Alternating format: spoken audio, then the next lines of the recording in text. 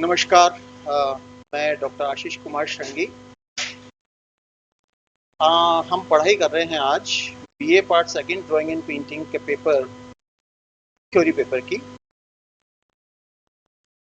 तो सबसे पहले हम देखते हैं सिलेबस क्या है। सिलेबस में है भारतीय चित्रकला का इतिहास। भारतीय चित्रकला का इतिहास जो है उसको 5 यूनिट्स में डिवाइड किया है सिलेबस के अकॉर्डिंग। पहला यूनिट है आपका प्रागैतिहासिक चित्रकला, अजंता, पाल और जैन चित्रशैली। ये पहले यूनिट में है। सेकेंड यूनिट में आप देखेंगे मुगल चित्रशैली, राजस्थानी चित्रशैली, मेवाड़, मारवाड़, कुम्हाड़, हाड़ौती, पहाड़ी चित्रशैली में कांगड़ा और बसोली। ये सेकेंड यूनिट में है। थर्ड यूनिट में आपको मिलेगा पटना शैली यानी कंपनी शैली। उसके बाद भारतीय चित्रकला का पुनरुत्थान काल यानी बंगाल शैली। फिर अवनींद्रनाथ ठाकुर, उसमें नंदलाल बोस, असित कुमार हालदार, और जो मुख्य आर्टिस्ट हैं उनमें यामिनी राय, अमृता शेरगिल और राजा रवि वर्मा। चौथी इकाई से आपके यहाँ पे मूर्तिकला का इतिहास प्रारंभ होता है और वो स्टार्ट हो रहा है सिंधु घाटी सभ्यता, जो मोहनजोदड़ो और हड़प्पा दोनों केंद्रों के अपने को स्टडी करना है। इसके अलावा मौर्य काल, शुंग काल, कुषाण और गुप्त काल का हम स्टडी करेंगे। इसके बाद पांचवी जो यूनिट है उसमें हम एलोरा, एलिफेंटा, खजुराहो, कोणार्क के सूर्य मंदिर, देलवाड़ा के जैन मंदिर और रणकपुर के जैन मंदिर का अध्ययन करेंगे। चलिए, तो ये आपका सिलेबस हुआ। पहले चैप्टर में हम ले रहे हैं अपना प्रागैतिहासिक काल। प्रागैतिहासिक का मतलब क्या है? सबसे पहले अगर हम बात करें प्रागैतिहासिक की, यानी प्राग ऐतिहासिक, यानी इतिहास से पूर्व का। इतिहास कब से है? जब से भाषा का विकास हुआ। भाषा के विकास होने से हम इतिहास को नोट डाउन करने लगे, लिखने लगे। उससे पहले का जितना भी काल है वो प्रागैतिहासिक काल कहलाता है, यानी इतिहास से पूर्व का काल, प्राग ऐतिहासिक। तो वो हुआ प्रागैतिहासिक। इसके बाद हम इस कला का अध्ययन कर रहे हैं, प्रागैतिहासिक कला का। तो इसमें हम बात करते हैं, इस काल को अध्ययन की दृष्टि से 3 भागों में हम डिवाइड कर लेते हैं। ऐसा कोई डिवीजन प्रागैतिहासिक काल का नहीं है, लेकिन हम अपने चित्रकला के अध्ययन की दृष्टि से इसको 3 भागों में बांटते हैं। कौन कौन से हैं? पहला है पुरापाषाण काल। इसको हमने अपने अध्ययन की दृष्टि से 50,000 ईसा पूर्व से 25,000 ईसा पूर्व तक इसको बांटा है। दूसरा काल है मध्य पाषाण काल। ये 25,000 ईसा पूर्व से 10,000 ईसा पूर्व तक है। और तीसरा जो काल है वो है उत्तर पाषाण काल।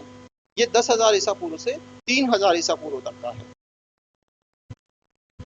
पुरापाषाण काल जो था उसमें मानव बिल्कुल जंगली अवस्था में रहता था। उस समय की कोई कला का हमें अवशेष नहीं मिलता है। जितने भी अध्ययन हुए उनसे यही पता चला है कि वो घुमंतु अवस्था में, जंगली अवस्था में रहता था और बहुत धीमी गति से उसका विकास चल रहा था। उसके बाद आया मध्य पाषाण काल। मध्य पाषाण काल एक्चुअली नव पाषाण काल या उत्तर पाषाण काल और पूरा पाषाण काल को जोड़ने वाला समय है, उनका संधि काल का समय है। इस समय भी कोई कलात्मक अवशेष भारतीय प्रागैतिहासिक कला की दृष्टि से देखने को नहीं मिलते हैं। लेकिन इस समय उसको इतना विकसित हो गया था कि उसने अपने औजारों को गढ़ने सीखने लगा था और उनको शार्प करने लगा था। इसके बाद आता है उत्तर पाषाण काल। ये बहुत महत्वपूर्ण काल था भारतीय प्रागैतिहासिक चित्रकला की दृष्टि से। ये टाइम पीरियड रहा लगभग 10-12 हजार ईसा पूर्व से 3,000 ईसा पूर्व तक। इस काल में मानव ने अपने आप को काफी पहले से सभ्य कर लिया था। सभ्य का मतलब है कि वो झुंड में रहना सीख गया था, आग का आविष्कार कर लिया था, पशुपालन सीख लिया था, बहुत सारी चीजों का उसमें डेवलपमेंट हो गया था। और यहाँ से वो जितने भी हमें चित्रों के अवशेष हैं वो इसी समय के अधिकतम हमें मिलते हैं। तो भारतीय प्रागैतिहासिक कला के ऐसे कौन कौन से केंद्र हैं जहां पर ये कला हमें मिलती है? उसमें सबसे पहले है उत्तर प्रदेश। उत्तर प्रदेश में मिर्जापुर क्षेत्र में आपका लिखनिया, विजयगढ़, रौंक, कैमूर की पहाड़ियाँ, सौरहो घाट, बांदा क्षेत्र में हरणी, हरना, कुरियाकुंड इत्यादि उत्तर प्रदेश में है। मध्य प्रदेश, जो मुख्य मुख्य क्षेत्रों की हम चर्चा कर रहे हैं, बहुत सारे केंद्रों पर मिला है और अभी भी मिल रहे हैं, लेकिन मुख्य मुख्य जो केंद्र हैं उसमें मध्य प्रदेश का बहुत महत्वपूर्ण स्थान है। मध्य प्रदेश में रायगढ़, सिंघनपुर, कबरागढ़, पचमढ़ी बहुत बड़ा इलाका है।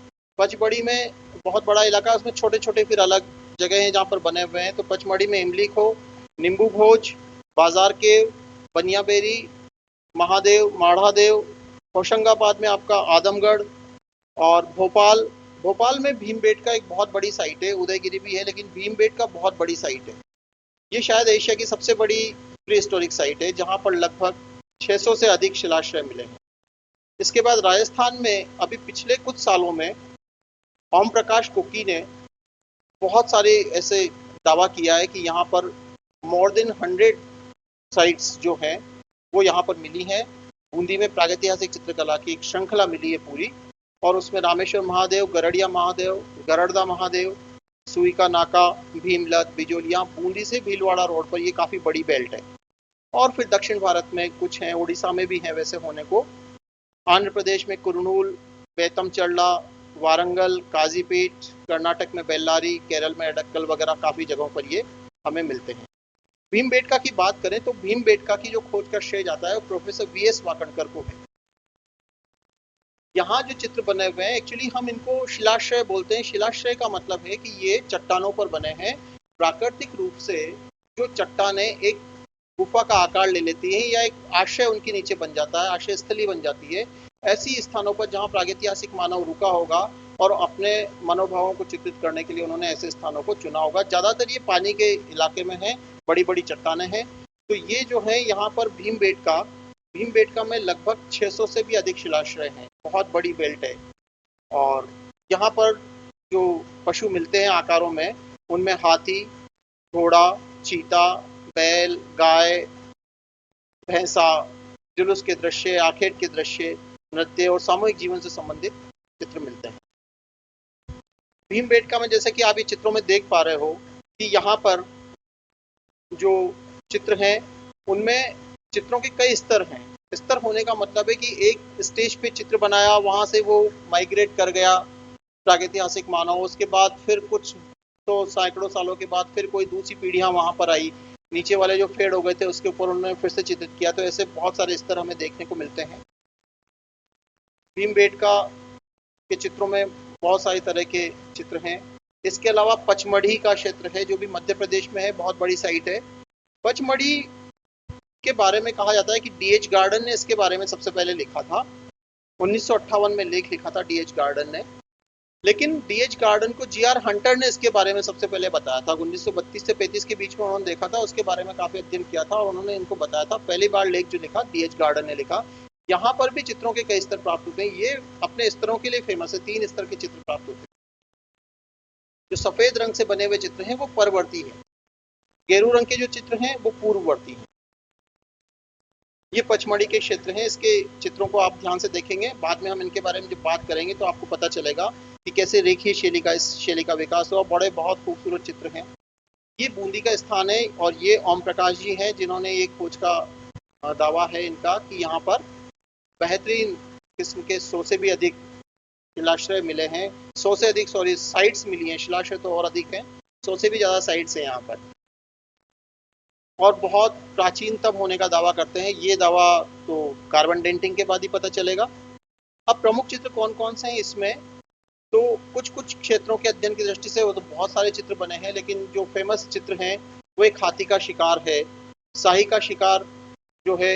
ये दोनों चित्र, हाथी का शिकार और शाही का शिकार, ये हमें मिले हैं सौरहो घाट, मिर्जापुर, उत्तर प्रदेश से। सितार वादक गर्दभमुख देवता है जो बाजार के पचमढ़ी से मिला है। स्वस्तिक पूजा का चित्र है वो पचमढ़ी से मिला है, बनियाबेरी से। मयूर का विशाल चित्र आदमगढ़ से मिला है, और अश्वारोहण का जो चित्र है वो भीमबेटका से मिला है। कुछ फेमस पेंटिंग्स हैं जो समीक्षकों के बीच में बहुत फेमस है। प्रमुख जो विषय है, अब प्रागैतिहासिक मानव ने इन चित्रों को जो बनाया तो कौन कौन से ऐसे सब्जेक्ट थे जो उन्होंने रचे।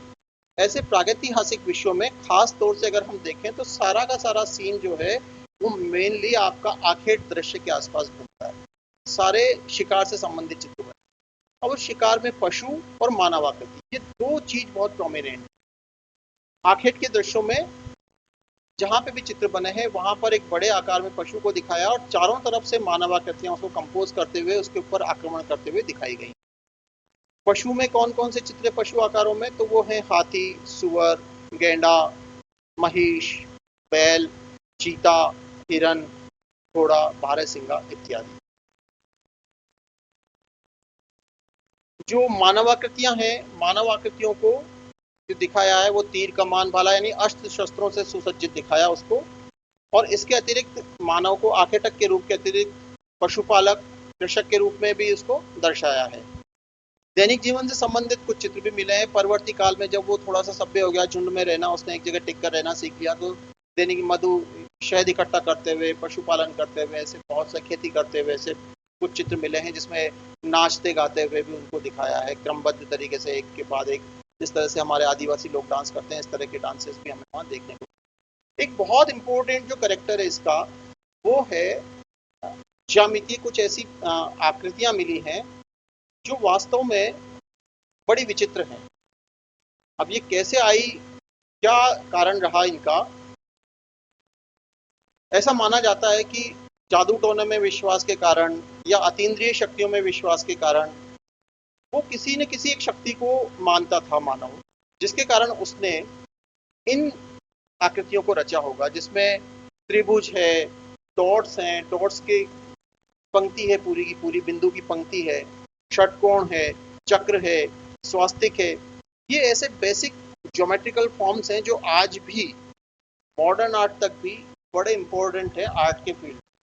ये बेसिकली हमें वहां पे देखने को मिलते हैं सबसे पहले शैशव अवस्था में। बहुत ही सुंदर इन्होंने ये किया है।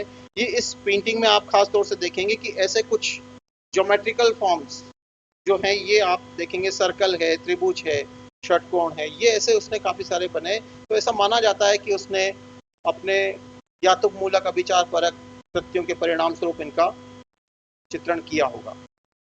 इन चित्रों की विशेषताएं क्या है? सबसे पहले तो ये देखें कि ये सारे चित्र बने हैं चट्टानों पर। ये जो चट्टानें हैं उसके ऊपर इन चित्रों को बनाने के लिए उसने सबसे पहले रेखा चित्रण किया। और ज्यादातर प्रागैतिहासिक कला जो है वो रेखीय कला ही कहलाती है। जैसे जैसे विकास के चरण आते गए उनमें रंग भरता गया, लेकिन बेसिकली जो पेंटिंग्स हैं वो सारी एक्चुअली पेंटिंग्स के बजाय उनको लाइन ड्राइंग्स कहना ज़्यादा बेटर होगा। ये सारे जो लाइनें हैं वो बहुत शक्तिशाली लाइन है, क्योंकि उसका स्पॉन्टेनिटी थी, उसमें एक तात्कालिकता थी। तात्कालिकता उसको बनाना था तो वो कुछ सोच कर और बहुत माइन्यूटली या किसी को कॉपी नहीं करना था उसको इमेज को, तो बहुत एक्स्ट्रा ऑर्डिनरी उसके साथ स्पीड के साथ उसने ऐसी लाइंस को किया। तो लाइन जो शक्तिशाली है और तात्कालिक है, तात्कालिक के अलावा एक शीघ्रता पूर्वक किया गया रेखांकन है, तो उसमें एक फोर्स है, लाइन में गति है, उसमें बहुत इंपॉर्टेंट लाइन है। और ये रेखा चित्र ही अधिकता से बने हैं। बाद में उसने पहले लाइन ड्राइंग एक पूरा बनाया, बाद में उसमें बीच बीच में कहीं कहीं रेखाओं से उसने भराव भी उसका किया है। जिस तरह से हम इस चित्र में देख रहे हैं कि जो पहले के जो चित्र हैं उसमें राइट साइड पे जो चित्र है आपको गेरू पृष्ठभूमि पर व्हाइट कलर से जो चित्र बने हुए हैं ये पूरे लाइन ड्राइंग्स हैं, इसमें कहीं भी कोई डिजाइन या अलंकरण का वो नहीं है। ये कुछ नाचते हुए, कुछ वादन करते हुए कुछ आकृतियां हैं। इसके अलावा जो आप लेफ्ट साइड पे जो चित्र देख रहे हैं, इस लेफ्ट साइड वाले चित्र में आप देख रहे हैं कि एक बड़ा सा जानवर है बीच में। इस बड़े जानवर के बीच में एक लहरदार रेखाओं से उसने भराव किया है। तो ये उसका जैसे जैसे विकास होता गया वो इसमें अपना प्रयोग करता रहा। रंग बहुत इंपॉर्टेंट था, बहुत सीमित रंग योजना थी, रंग के बारे में उसको ज्ञान नहीं था। तो उसको जो प्राप्त प्राकृतिक रूप से जो प्राप्त रंग थे उसको जो जंगल में मिलते थे उन रंगों का उसने इस्तेमाल किया। लेकिन आप देखिए कि उसने क्या, हम कहते हैं कि वो अल्प विकसित था, लेकिन मेरा ऐसा मानना है कि उसने आज हजारों साल बाद भी हम उन रंगों को देख रहे हैं कि वो वैसे के वैसे हैं, जबकि कोई सुरक्षा नहीं, कोई पानी, बरसात, आंधी तूफान सब चट्टानों ने झेला होगा इतने वर्षों तक, पक्षियों ने खराब किया होगा, धुएं ने खराब किया होगा, लेकिन वो चित्र आज भी वैसे ही है। तो निश्चित रूप से उसने इसको चिरस्थायी रखने के लिए कुछ न तो कुछ उसने बाइंडर मिलाया होगा। तो पहले बात करें कलर की, तो कलर में उसने जो लिया वो था गेरू कलर, जो प्राकृतिक रूप से चट्टानों से मिलता था गेरू मिट्टी से। छोटे छोटे हेमेटाइट के पत्थर भी थे वहां पर, जिसको घिसने पे वो गेरू का रंग छोड़ते थे। इसके अलावा खड़िया है, जो सफेद रंग का इस्तेमाल आप देखते हैं वो खड़िया है, जो भी प्राकृतिक रूप से प्राप्त थी। तो ये जो चित्र मैंने आपको दिखाए हैं ये उसने इस्तेमाल लिए, लेकिन इसको स्थायी रखने के लिए उसने इसमें बाइंडर्स के रूप में प्राकृतिक जो रस प्राप्त थे, जो पेड़ों से जो मिलने वाले जो रस थे वो मिलाए, अंडे की जर्दी, कुछ वनस्पतिक रसों का प्रयोग किया, पशुओं का रक्त, उनकी चर्बी, इन सबको मिलाकर उसने इन कलर को परमानेंट करने की कोशिश की थी कि आज हजारों साल बाद भी हमें वो प्राप्त मिलते हैं। कहीं कहीं कुछ चित्रों में हमें पीले रंग का आभास मिलता है। वो पीले रंग का विद्वानों का कहना है कि वो एक्चुअली लाल रंग जो उड़ गया है उसका अवशेष है, इसलिए वो पीलापन लिए हुए होता है। प्रारंभिक चित्र सारे रेखीय हैं। जब परवर्ती काल में शरीर के अंदर जब रंग भरा गया तो सपाट रंग उसने भरा है, कहीं कोई छाया प्रकाश का प्रयोग करने की उसने कोशिश की। जो सपाट रंग भरा गया, रंग कैसे भरा गया होगा, तो संभवतः उसने कूंची का इस्तेमाल, ब्रश का इस्तेमाल करने के लिए कुछ रेशेदार टहनियों को आगे से कूट कर उसको ब्रश की तरह से काम में लिया होगा, ऐसा अनुमान है कि जिस रंग से जिससे उसने रंग भरा है। इसके बाद रूप बहुत इंपॉर्टेंट है। तो प्रागैतिहासिक चित्रों के रूप में विशेषता ये है कि मानव आकृतियों को जो उसने बनाया, तो मानव आकृतियां जो थी वो सारी की सारी इकहरी रेखाओं से बनी है, यानी बहुत संकेतात्मक, बहुत प्रतीकात्मक है। उसका जो वॉल्यूम है कहीं पे भी आपको दिखाई नहीं देता। लेकिन अगर हम देखें पशुओं की आकृतियों को, तो पशुओं की आकृतियां और मुद्राएं बड़ी स्वाभाविक दिखती। बहुत अचंभित करने वाली बात है कि जो व्यक्ति, जो मानव पशुओं की आकृतियों को इतना स्वाभाविक तरीके से दिखा सकता था, उसने मानव आकृति को इतना संकेतात्मक, प्रतीकात्मक क्यों दिखाया? इसके पीछे ऐसा मेरा अनुमान है कि उसके मन में संभवतः ये रहा होगा कि उसका सारा जीवन जो था वो पशुओं पर केंद्रित था। उस समय की जो प्राकृतिक भौगोलिक संरचना थी वो बड़ी घने जंगल, हिंसक पशु और उनके बीच में उसको रहना है, तो हमेशा उनसे बचना, अपना बचाव करना हिंसक पशुओं से। तो लगातार उसके अवचेतन मन में वो हिंसक पशु बने हुए थे। भूख मिटानी है, उसके लिए भी उसके पशुओं को मार कर खाना है, तो भी पशु है। ठंड से अपने आप को बचाना है तो उनकी खाल को ही पहनना है। तो इस तरह से मतलब उसका सारा जो जीवन था वो पशुओं पर केंद्रित था। इसलिए मुझे लगता है कि उनके मन के किसी एक कोने में, मन में, अवचेतन मन में वो पशु इतने गहरे रूप में बैठा हुआ था कि उसने पशुओं की आकृतियों को बहुत स्वाभाविक तरीके से चित्रित किया है, जबकि मानव आकृतियां बहुत संकेतात्मक या प्रतीकात्मक रूप से बनी हैं। प्रारंभिक आकृतियां इकहरी रेखाओं से बनी हैं। बाद में जो मानव आकृतियां हैं उसको तख्ती नुमा और डमरू नुमा आकृतियों से बनाया, जैसा कि हम इस चित्र में देख रहे हैं कि आपके राइट साइड वाले चित्र में आप देख रहे हो कि यहाँ पर मानव की एक पंक्तियां हैं, एक जंगली भैंसे के पीछे।